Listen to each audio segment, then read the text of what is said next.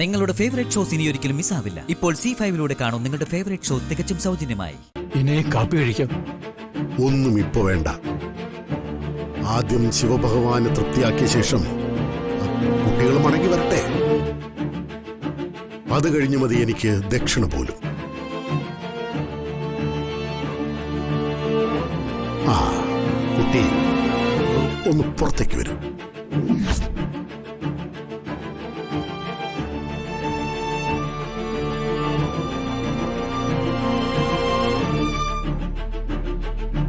ചെല്ലമ്മു,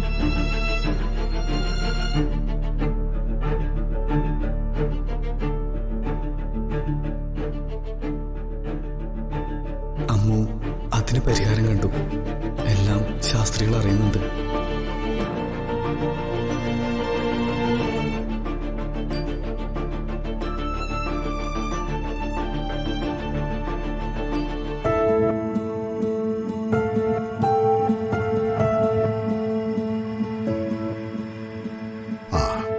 കുട്ടിക്കറിയാമല്ലോ, സഞ്ജുവിന്റെ ജീവൻ കാത്തുരക്ഷിക്കുന്നതും മുറപ്പെണ്ണുമായുള്ള അവന്റെ വിവാഹത്തിന് തടസ്സം നിൽക്കുന്നതും കുട്ടിയുടെ കഴുത്തിൽ അവൻ കെട്ടിയ താലിയാണെന്ന്.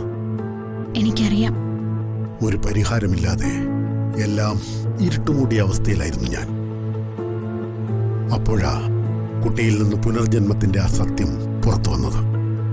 മുത്തശ്ശിയിൽ നിന്ന് പറഞ്ഞു കേട്ട കഥ ഞാൻ പറഞ്ഞതേ ഉള്ളൂ. കുട്ടിയുടെ മുത്തശ്ശിയെ ഞാൻ ഓർക്കുന്നുണ്ട്. അന്ന് പെരുവണ്ണാപുരത്തെ ക്ഷേത്രത്തിൽ വെച്ചാ ഞാൻ കുട്ടിയെയും മുത്തശ്ശിയെയും ആദ്യമായി കാണുന്നത്. അതും ഒരു ദൈവനിമിത്തമാണെന്ന് അന്നേ ഞാൻ തിരിച്ചറിഞ്ഞതാ. ഇതെന്റെ പേരക്കുട്ടിയാ, ലക്ഷ്മി എന്ന പേര്. ഇവളുടെ കല്യാണം ആദ്യത്തെ കല്യാണക്കുറി ശാസ്ത്രികൾക്ക് തന്നെ തരിക. ഇതൊരു മഹാഭാഗ്യമായി ഞാൻ കരുതുന്നു.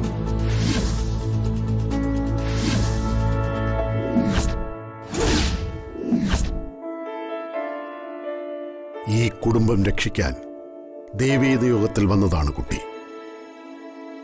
പക്ഷേ വിധി മറ്റൊന്നാണ് കരുതി വെച്ചത്. പാടില്ലെന്ന് പറഞ്ഞാലും സഞ്ജു മുറപ്പെണ്ണിന്റെ കഴുത്തിൽ താലി കെട്ടും. എന്റെ സന്തോഷവും അതാണ് ശാസ്ത്രികളെ. അവരൊന്നിച്ച് ജീവിക്കണം. അതിന് പ്രാണത്യാഗം ചെയ്യാൻ പോലും ഞാൻ തയ്യാറാണ്. ശിവപ്രീതി വരുത്തി കുട്ടി നിയോഗം പൂർത്തിയാക്കി ഒഴിഞ്ഞു കൊടുക്കുക.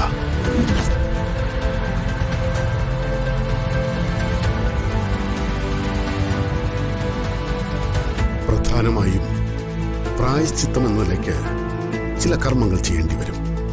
അതിൽ നിന്ന് സഞ്ജു ഒഴിഞ്ഞു മാറിയെന്നും വരാം. പക്ഷേ കുട്ടി അവനെ അതിൽ നിന്ന് പിന്തിരിപ്പിക്കണം. ആ കർമ്മം നടന്നേ തീരൂ. ഞാനത് ചെയ്യിപ്പിക്കാം ശാസ്ത്രികളെ.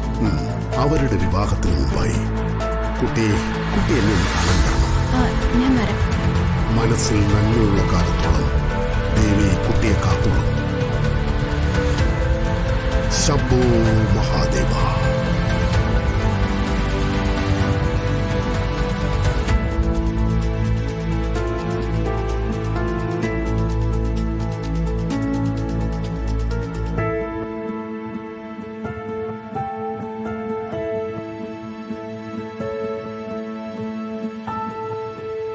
ഡൗൺലോഡ് ചെയ്യൂ C5 ആപ്പ്. കാണൂ എല്ലാ എപ്പിസോഡുകളും സൗജന്യമായി.